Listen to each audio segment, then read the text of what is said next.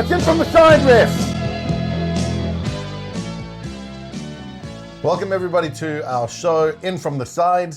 This week is the first week of the Investec Champions Cup. We'll be talking through some of the games, all of the games, and some of the star players of the weekend, showcasing our best 5 tries at the end of the show, so stay tuned for that. My buddy, partner in crime, Werner Frost. Frosty, how you going? How's it, Matt? Yeah, good on you, buddy? Yeah, good, bud. Yeah, lucky to see you. Good weekend of rugby all around. Dude, amazing weekend of rugby. The standard has been really, really high. I love the fact that South Africa's in this comp. Yeah. I love the Champions Cup. It comes with a lot of history. It's the 30th edition of the Champions Cup, and wouldn't it be sweet if a South African side wins it? And there's a couple of South African sides that are playing some bloody good rugby. We'll talk about one or two of them who, off air, you've already said that you think could go maybe all the way.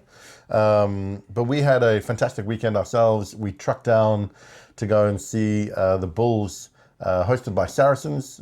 Fantastic for Marcel Couture to organize us some tickets. Thanks, Marcel. We were freezing our proverbials off. And if you haven't seen it already, we've done a little video of what the experience was like at StoneX Stadium. But a tough day for the Bulls.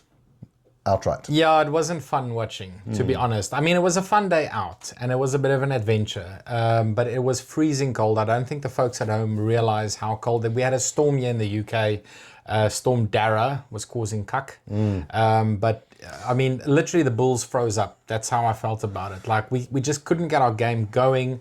I could count on one hand how many times we went through 5 phases. We started off like a house on fire. Seb de Klerk scoring an early try, and we led for a big part of the first half, but that soon went to nothing. It was an interesting one. Obviously, you're a massive Bulls fan, have been lifelong. As your buddy, tagged along to go and show some support to you and you supporting your team. But I'll return the favour this weekend, Matt. This weekend, Sharks versus Leicester. We're hopeful to go up and see the boys play. But like you say, the first half, Bulls were in it. They scored a good try first off. And to me, I was like, and I even said I thought the Bulls were going to win it in the beginning. And then they just seemed to go away. I think ill-discipline played a part. You mentioned Seb for his try. Got a yellow card later on in the game. But they seemed to just lose it at the breakdown. So you said just then, struggled to get through 4 or 5 phases at a time. They seem to run into isolation a lot of the time, run away from their pack of forwards. The clean-out wasn't great. And fair play to Saracens. They seem to win it at the breakdown. Yeah, no, absolutely. And we spoke to one of the South African fans before the game, and we said the game is going to be won up front, like most games are. And in tough conditions like that, you're not going to play it wide all the time. It's not going to be free-flowing rugby.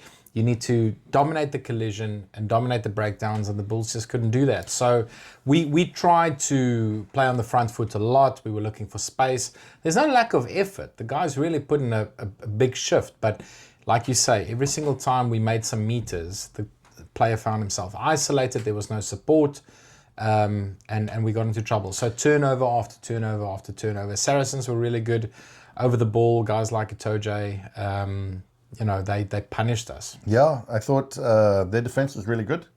And the kind of DNA of the Bulls is up front, typically. But they got out-muscled on the day. And for their part, the Saracens forwards, I think, won it on the day. They were physical, they were dominant, they dominated the breakdown. There were lots of turnover balls. And the penalty count against the Bulls was massive. Do you know how difficult it is for me to acknowledge that Saracens were better? Because I'm not a big fan of Jamie George, and I'm less of a fan of Maro Itoje, but they put us to the sword, and all credit to them. So congrats. And you mentioned it earlier on as well. Their bench, I think, made a bigger impact. We know Akker and Marcel Couture played really well when they came onto the field, but guys like Ben Earl, when he came on, he was stellar. Probably the best English player this year. Theo Dan. Theo Dan was good, but that try that Ben Earl scored, he had no rights to score that try, but he did. Yeah, in the corner. So, no, they deserve their win, bonus point win for Saracens, but the Bulls are back in Pretoria next week. We had to come and play in -5 weather in London. We'll see how Northampton likes the 35-degree weather in Pretoria. The weather is looking sensational back home. And for all of our watchers, all the people that tune in from South Africa, let it be known we are very jealous to be wearing this kind of attire while you're in your shorts and your pluckies. So enjoy it. But as you say, it's going to be an interesting change, and the weather, I think, will play into the Bulls' hands when they're playing at home. Yeah, absolutely. Yeah. So we'll see. Yeah, so good games all round. We'll just run through a few of them. Investec Champions Cup. Just for a rugby fan, you're salivating. There was so much rugby. There were so many tries. For me, I think a couple of key moments or key standout points to discuss is the top 14 versus URC versus Premiership. I thought the top 14 teams in the French league, they are all showing why it's probably the best league in the world. They are doing fantastically well. And I think on the balance of it, the French teams had more wins than losses. Yeah, a couple of seasons ago, I can't remember how long ago it was, but they put a cap on how many international players can come and play for each side in the top 14. And I think it did really well for French rugby, because you can see that homegrown talent now coming through. I said it earlier, I think France is going to be a real threat in 2027 because they've got some young talent coming through, and you can see it across all their teams playing in the Champions Cup. So no, the top 14 sides are good value. Surprising result, Bath versus La Rochelle. La Rochelle winning on the day 24-20. Is it surprising though? I mean, it's surprising because it's away from home, but La Rochelle, previous two-time winners of the Champions Cup, but Bath doing very well. Top of the log in the English Premiership, coached by Johan van Graan. Yeah. Thomas the Toy plays for them, so there's a South African connection. But La Rochelle just had too much, and I think Bath scored 2 late tries, in that game to sort of flatter the scoreline. La Rochelle looked in control, and they're going to be one of the top sides. Finn Russell had a good game, I think, for Bath, but Ihaya West and Tawir Kabala, good 9-10 combination, good Kiwi combination there. Tawir Kabala, really good for his try. Picks it up off his shoelaces and runs through. Ex-Chiefs boy. Ex-Chiefs boy. And a Blues boy. Yeah. So absolutely. He had a good game, so congrats to them. Clermont and Benetton, an absolute trouncing. A trouncing which surprised me because, again, we're actually fans of Benetton. They supply the majority of the Italian side. They've got players like Albanoz and Seb Negri in their ranks. They're a really, really good side. I'm not surprised by the result. I'm just surprised by the fact that Benetton couldn't put points on the board. At all. And the margin. The margin was a bit of a shock. 28 love to Clermont. Clermont good in the forwards. Mauled well. Their lock, Paciliato, and their hooker, Massa, got a couple each, which obviously shows, that was another telling thing, I think, about the rugby over the weekend because of the conditions, because of Storm, I can't say it. Dara. Storm Dara. Bloody Irish. It was kept in the forwards a lot, and that's where a lot of the games were won over the weekend. Not too much in the back line. And yet saying that, look out for the tries at the end of our show in the top 5 tries, because there's some outstanding backline tries. Yeah, absolutely. So Clermont obviously showing up on Benetton there. Glasgow and Sale Sharks. Glasgow smashing the Sharks, 38-19. Yeah, again, Glasgow supplies so many of the Scottish team. They're coached by Franco Smith. They're current URC champions, so they've got the pedigree, and they've got the players that to pull it through for them. They were really good value. They might actually push for winning this thing. I don't know if they'll have enough in the gas tank to go and win the Champions Cup all the way through if you measure them up against the likes of Toulouse and Leinster. But no, they played really well over the weekend. Xander Fagerson, Hugh Jones, we're big fans of Hugh Jones. He's in top form. You called it. He's going to be a Lion selection. He has to be a Lion. Is there a better 13 playing in the Lions squad? In the Six Nations, I don't think so. Not currently. I think he's the best of the bunch on current form. He interesting because he played well, went out a while ago, kind of went into the ether, has come back strong, and he's playing exceptionally well. Yeah, and that combo with Tuipulotu for Scotland is very good, very potent. Yeah. We saw what they could do against the likes of Australia over the autumn, but no, he's going to be a Lion, definitely. Dupree played well, I thought, for the Sharks, but standout player on the day has to be George Horn. Gets a hat-trick of tries. The number 9 playing for Glasgow there. His second in particular was good. But maybe didn't need to be as razzle-dazzle, yeah? Yeah, but I mean, the razzle-dazzle makes it entertaining. So a little grubber through, which we didn't think was necessary, but still he did enough to score. Picked up a hat-trick, so fair play to him. Picked up a hat-trick, well done. Yeah, he had a good game. Come to Northampton versus Castries. Northampton, Henry Pollock had a great game, but for us, Johan Augustus was standout. It's interesting because Jono Augustus has been with Northampton for a couple of seasons now. He'll qualify for England soon, right? I don't think he'll be in the Springbok mix, but he's a really, really good player. I'm very surprised by the fact that he's going to Ulster, because that takes him out of the equation to actually qualify for England. If he goes to Ulster, they won't pick him for England. So he's moving to Ulster next year, who's not as good as Northampton. Northampton are the current English Premiership champions. So very surprising to see him move. But again, he put in a big shift, scored 2 tries, strong ball carrier, like proper number 8. He was a beast on the day. He makes his meters, he makes his tackles. You know what you're going to get from him. He's a Dwayne Vermeulen type of physical presence. And he had a fantastic game. He is an absolute beast. Yeah. So fair play to him. He had a couple of good tries, especially the one out wide. They had a penalty. He's standing on the wing, calling for it, and good for the 9 or 10 to see him out wide and long pass over, and he goes great try. Down. Great try. Nice to see our South African boys doing well, and long may that continue, even into his Ulster, where he gets there. Hopefully he lifts their game. Yeah, for sure. One of the games that really underwhelmed over the weekend was Stormers versus Toulon. Stormers at home. Obviously, there was also the Sevens in Cape Town this weekend. Lots of rugby in Cape Town. The weather looked sensational. Really, really missing being back in Cape Town over this period, especially with the storm that's going on here. But Stormers just didn't seem to pitch up. They were okay. A few moments of sort of razzle dazzle. Zas and Warwick Gallant, in particular, Warwick Gallant. Scored a great try. He had lots to do still after his break, but he gets over the line. But for the most part, Toulon were the better team. Yeah, for me, that was an unexpected result. So obviously because of the Sevens, they moved the game to the Nelson Mandela Bay Stadium in Port Elizabeth. So good to see the Stormers moving around the Western Cape and the Eastern Cape. And good to see the folks in PE supporting the Stormers boys. Yeah, Donnie Geberga. Geberga. Yes. But look, we spoke about it off air as well. The list of injuries that John Dobson has in his roster makes it really, really difficult to put a competitive side together. So now added to by Mani Libok being on that.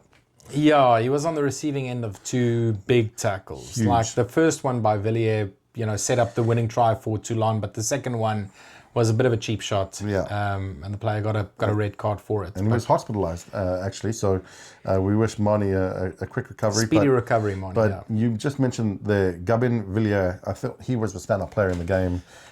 Short, diminutive, scrum cap wearing winger who is not afraid to put in some big hits and score tries in the corner. It's interesting because for South Africa, we've got Cheslin Colby and Kurtley Arends on both wings, and France has got Villiers and they've got Biarri. Then they're like carbon copies of each other. Biarri probably a little bit quicker, but quality player, again, turned defense into offense. The ball spilt and they scored the winning try. And interestingly enough, they finished the game with 13 players on the field, and the Stormers just didn't have enough in the gas tank to capitalize on the numbers and pull out a win. Although they still had some quality in their side, but I think Dobbo would be very eager to get his top players back. Sasha Feinberg and Ngomazulu is injured. Kitshoff, we know, just had a successful neck injury. We hope he comes back, but that injury list is long for the Stormers. They're in a tough spot. Talking about wingers with scrum caps, another one, South African, ex-Shark, now playing for Munster. Munster hosted Stade Francais. I think, and we'll get to the tries and Thakia Abrams in particular, who I've just been sort of alluding to there. But the story of that match was the 2 red cards in succession in about 2 minutes. Their lock pairing just losing their mind. Start from say, basically shooting themselves in the foot. Yeah, absolutely. They lost their minds, both locks, with foul play. One of them got a phone call from Vince McMahon, phoning him up saying, "Come and join the WWE." The DDT. We've got a role for you at the next WrestleMania. But no, I don't know what he was thinking. You don't see things like that in rugby. It's a clear red. Both of them deserve to be sent off. So don't know what they were thinking. Obviously, they were up for the game. It was away at Thomond Park.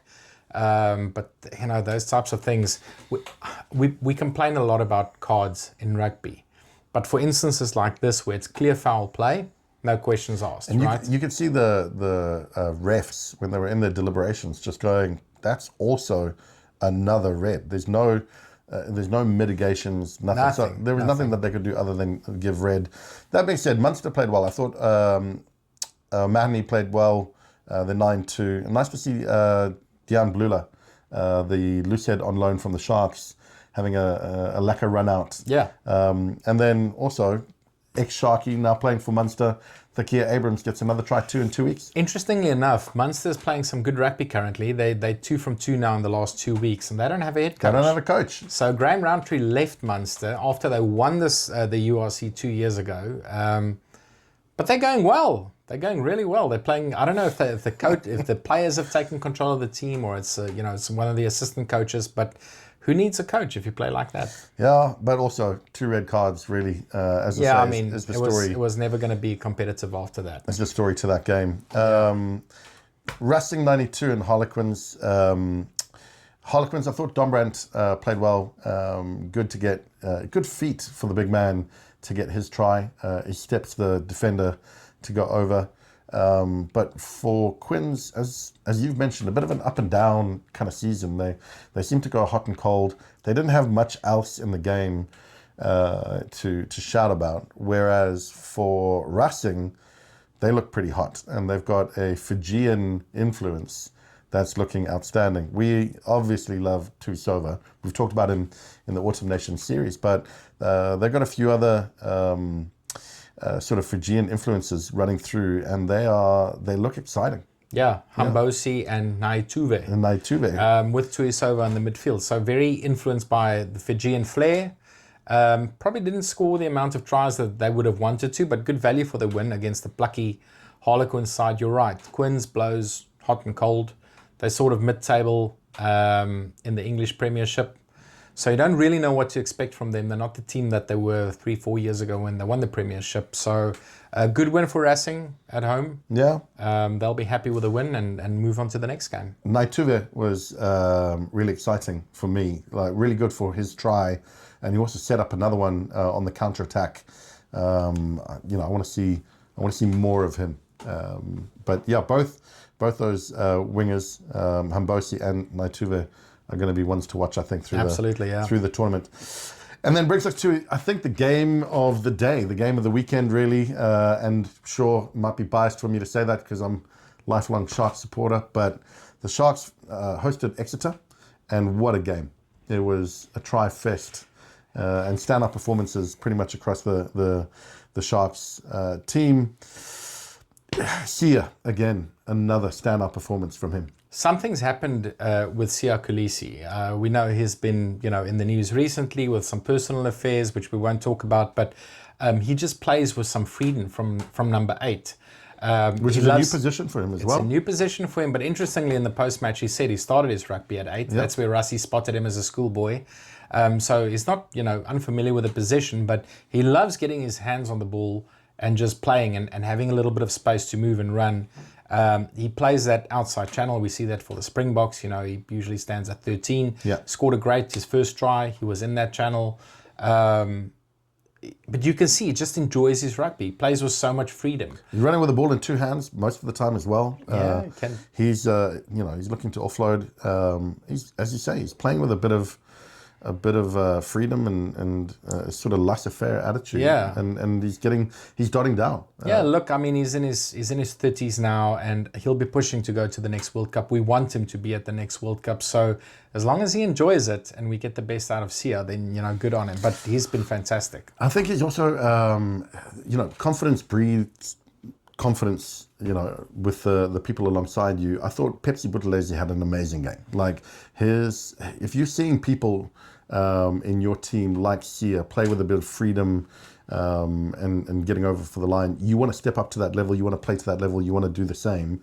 And Pepsi just looked like he had dancing shoes. He was stepping people, he was making good breaks, he was running good lines. Between him and Apelele Fassi, it was hard to pick who had the better step. Yeah, it's interesting that you bring that up, Matt, because I had a quick coffee with Marcel Coetzee on Friday, and we spoke about this because I said to him, you should have played 50 tests because he's such a good player.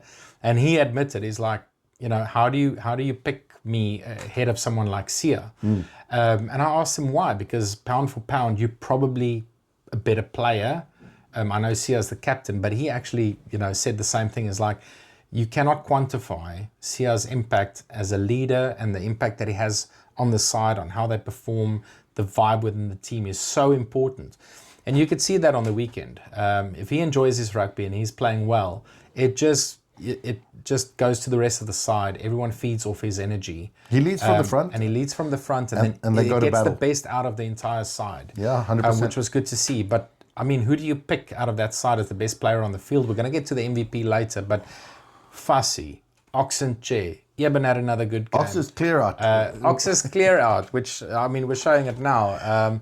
Unbelievable. He distributes the ball, and then if you see the angle from behind, he picks that ruck. He didn't go to the first ruck. He waited for the second ruck, and he just smashed them all it, out. And that freed up the space. One-man wrecking ball. Yeah. That freed up the space for them to go and score. So Grant Williams again was really good. Ethan Hooker is starting to make a name for himself. My guy. Now he's playing in the midfield. Yeah. And suddenly you're starting to think, okay, wait a minute. We've got some depth in centre. We know that Jesse pretty much owns that jersey now, and Amma's still around. But we spoke about Henku van Wyk. Ethan Hooker is now suddenly in the mix. David Creel from the Bulls, we know in the midfield. I'm a big fan. So there's some talent coming through, which I'm really excited about.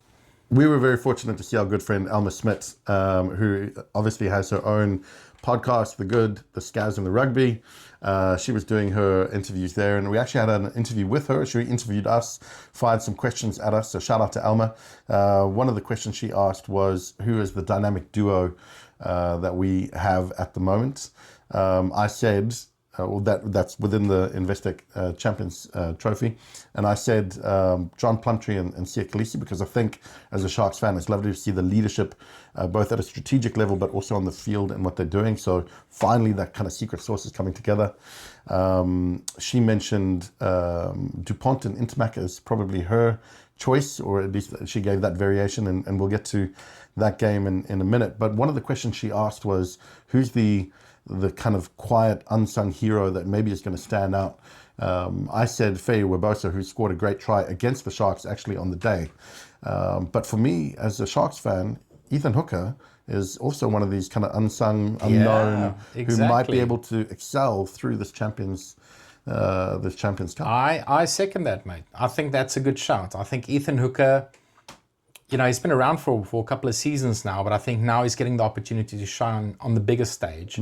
Obviously, he's got a lot of talent around him, which makes his life a lot easier, but still, you have to perform on the day. Yeah. And, Exeter is maybe not having the best season here in England, but still, all of these sides we see lift their game for the Champions Cup, and he had a blinder. He played really well. Yeah, I thought so too. So fair play to him. He scored some good tries on the wing recently, and it's nice to see him playing in the centre pairing. So. In a winning side, Matt. Yes. Congratulations, mate. The Sharks are playing well, and I said this, if they continue to pick their best 23 and they back the box, they could push for winning this. I think it's going to be really difficult because there's some quality outfits out there.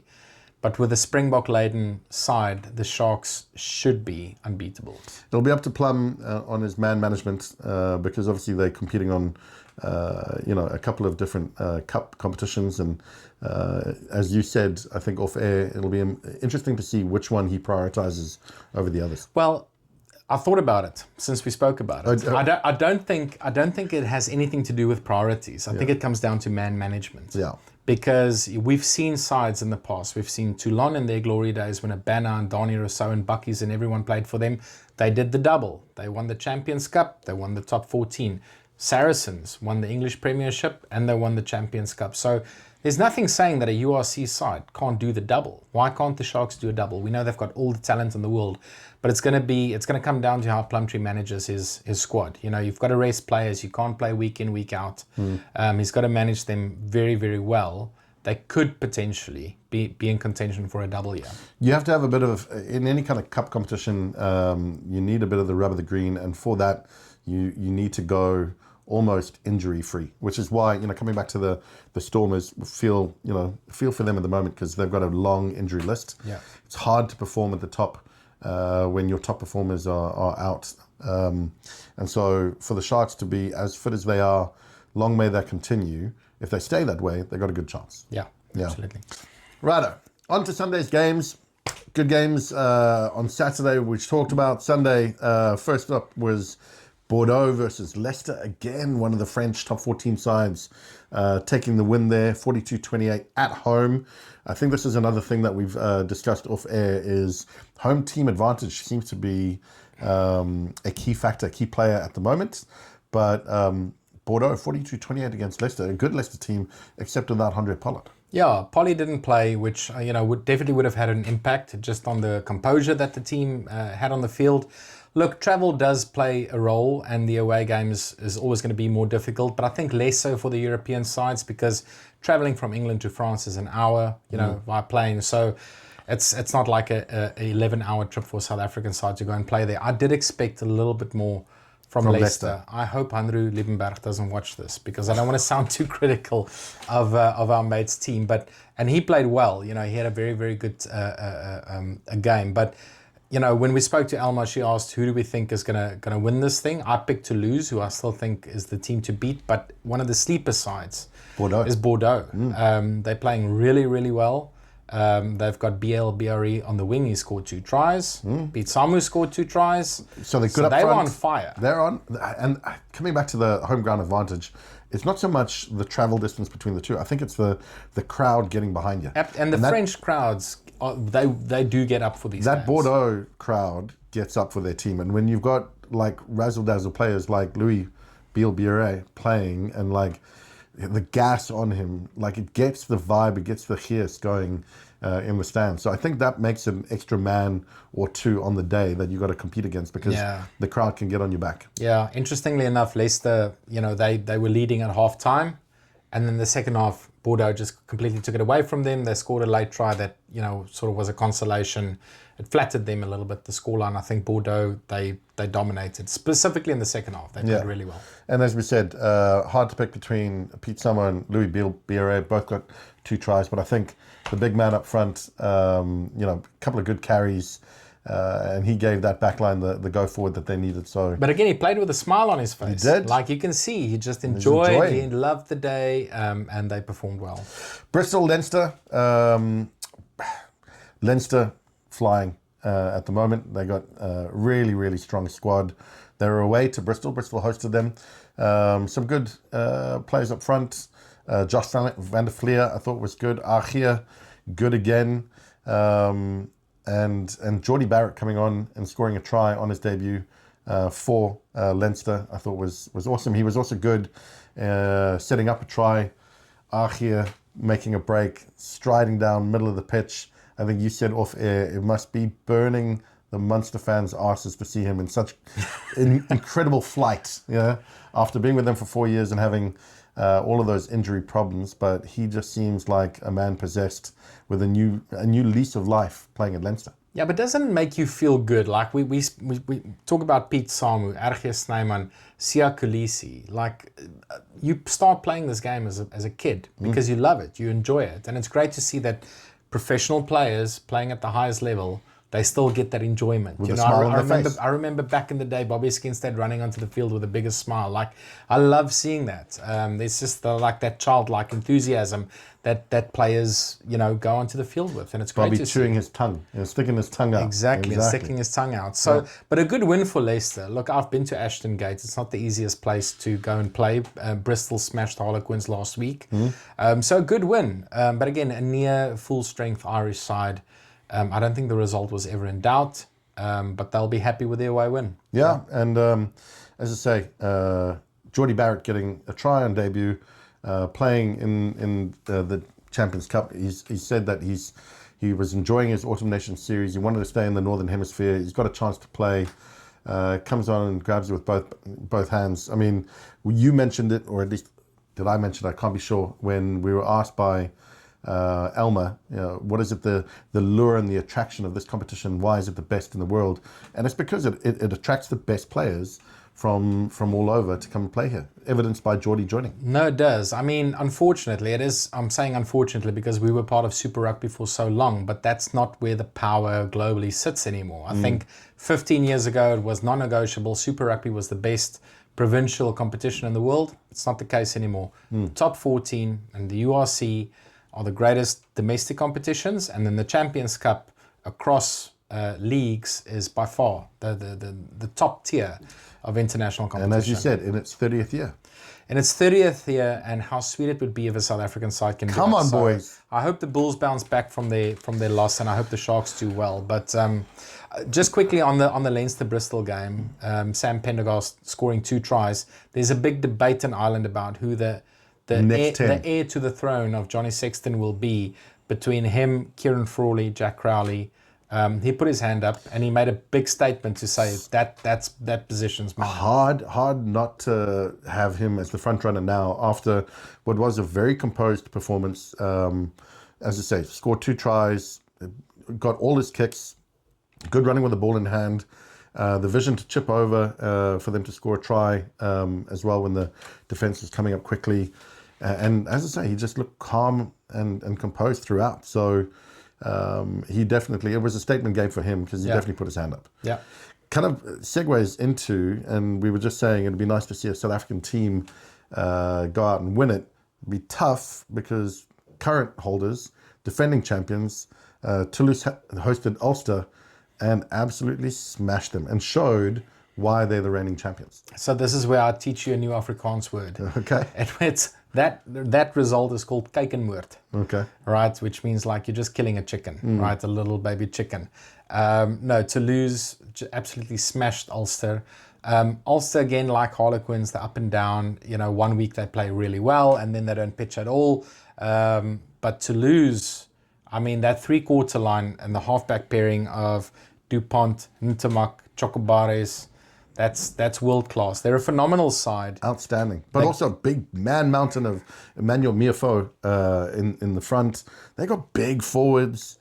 And as you say, that 9, 10, 12 combination, unbelievable. And they're one of the traditional powerhouses of French rugby, right? They're not a side like La Rochelle or Toulon that used to play in the 2nd division and they got big financial investment. Like Toulouse have always been one of the top sides with Stade Francais. So it's good to see them playing well, but they make me nervous. Like whoever's going to come up against them, they're going to have to play out of their boots to beat them, specifically in Toulouse. And the question is who's the combination that you got your eye on at the moment?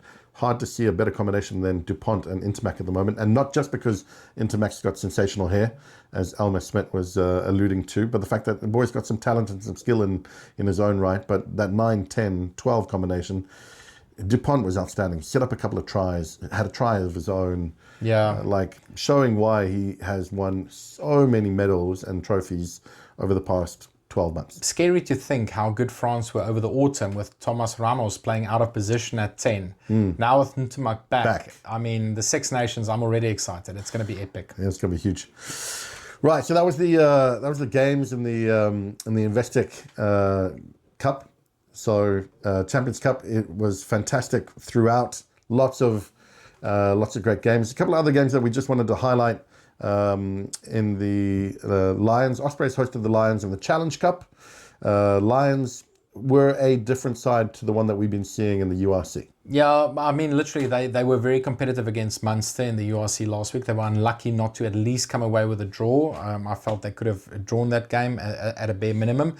But they literally flew 12 players back to South Africa and flew in 12 new players. Wholesale changes. It shows clear intent from Cash van Rooyen. They are prioritizing the URC. I think they're going to make the playoffs. I keep punting the Lions. I keep telling you week on week that they're going to make the playoffs. So clear move of intent from Ivan van Rooyen.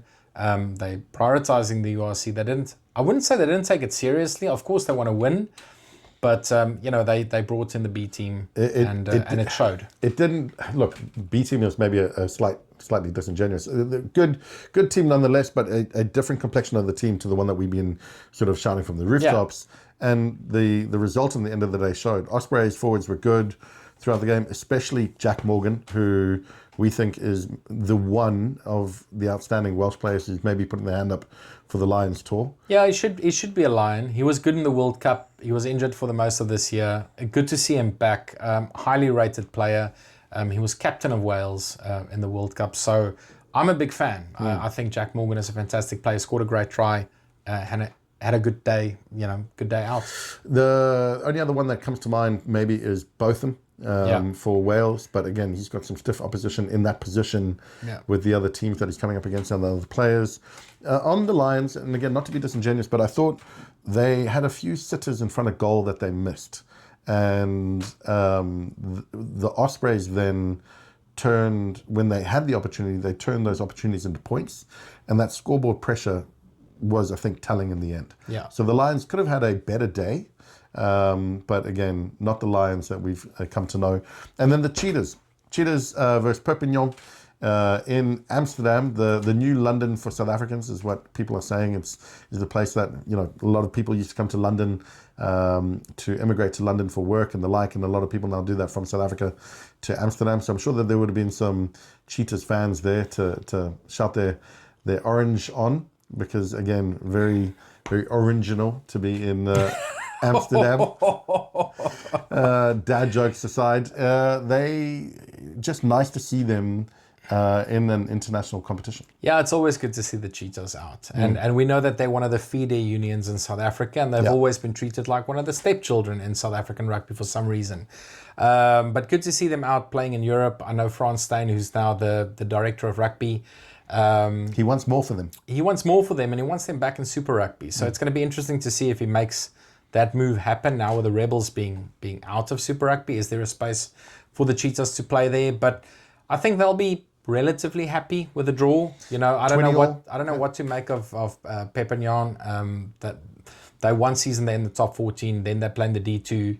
So you never know what you're going to get from them. But the Cheetahs again. They lose so many players year on year because they're a feeder union. I think they'll be happy with the draw in a neutral venue. Yeah, and let's see some more games and some more showings by the Cheetahs, and hopefully they'll get a win soon that we can be crowing about. Yeah. But that was the rugby over the weekend that we have now discussed and talked about and enjoyed. It's just a rich helping of rugby throughout, which brings us to our much anticipated section of the week. Yeah, it was really, really difficult to pick 5 tries. We put in hours and hours of analysis. I promise you, we watched all the rugby, all of the highlights. But we narrowed it down to 5 tries. We'd like to hear your comments. What do you think about our top 5 tries of the week? Porter and Conan. Rugby. Prendergast pulled back by Caelan Doris and to the other pair of orange boots. Barrett's and the final pair of orange boots. Gary Ringrose put to ground by Ibitoy. Leinster are really warming to it. Oh my! Snyman at pace. Prendergast on his shoulder. That is an absolute belter.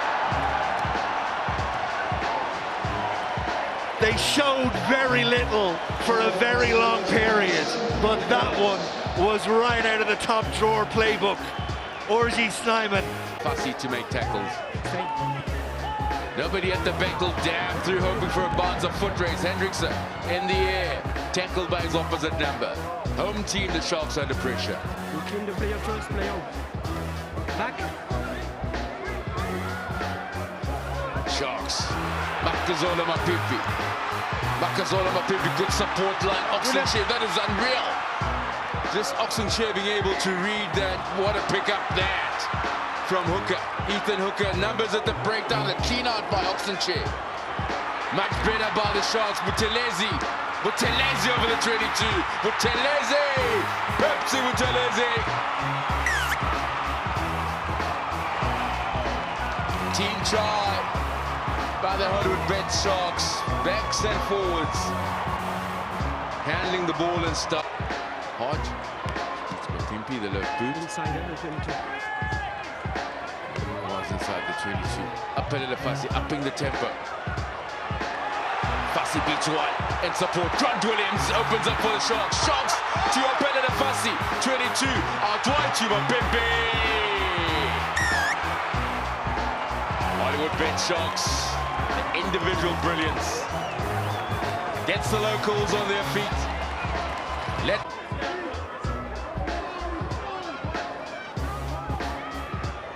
Williams. Pimpy to chase. Pimpy to chase. In the air. Superb contest. Won back by the home team.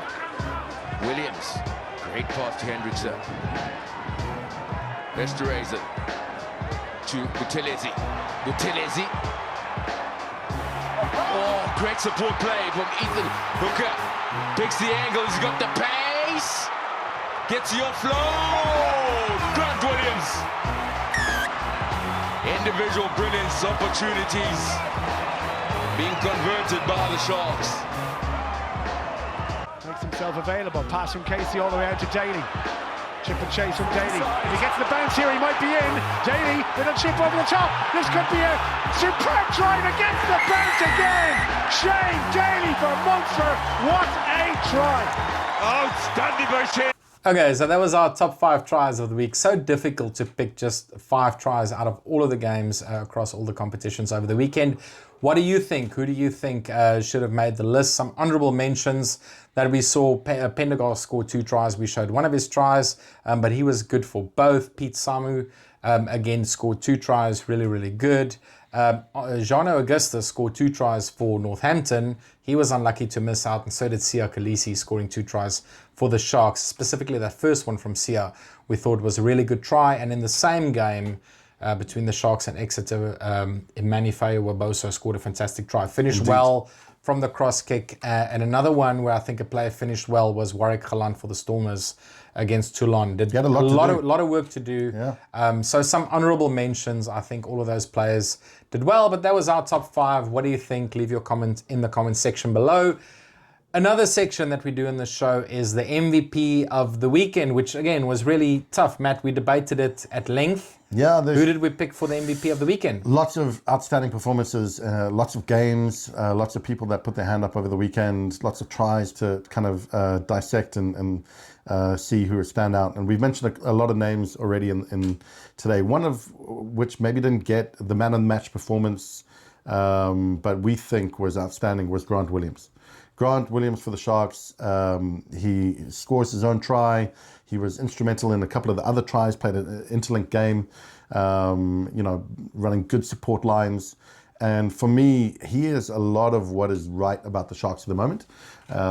Their go forward is being created by how rapidly he's getting the ball to the back line. And as I say, making sure that the ball is, not stagnant, not stationary for too long. He's either running with the ball in hand or he's getting it out to the people who need the ball out wide.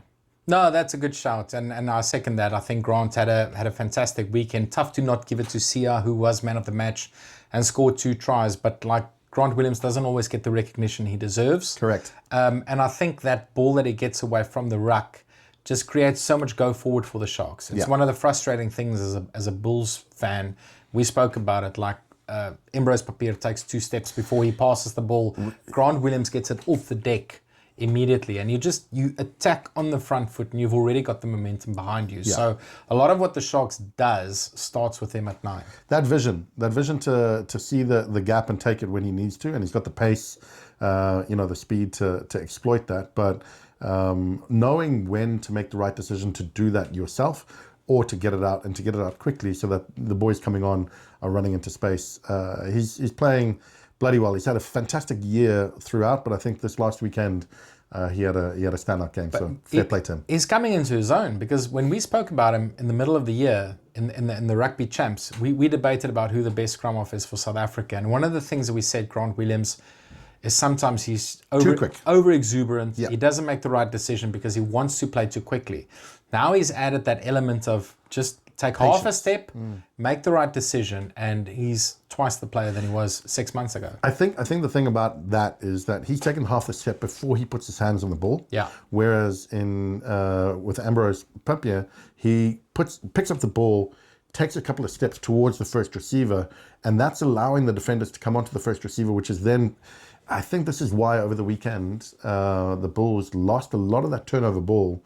And I'm not saying it's squarely at his feet, but it's definitely a factor to consider when there's not enough time. The time factor is a matter of inches, which they're losing out on because the defense is coming up that quickly. Yeah, absolutely. So fair play to Grant. He's our MVP of the week. Lots to be excited about for him. If you thought that there were other people that should have got it, MVPs, again, put them in the comment section. Share this with your mates. Get the conversations going. We love the comments, and we love to give our opinions on what your thoughts are. Share on Facebook, Instagram, TikTok, on YouTube, obviously here where you're probably seeing it. Anywhere you can, share far and wide. We love to get the support, and thanks for that. That's another one in the can. Week 1 done. Matt, we'll do this again next week. 100%, and we will have buddy. our brandewijn for the pain because it's bloody cold. And luckily, this time, both devices recorded. Yay!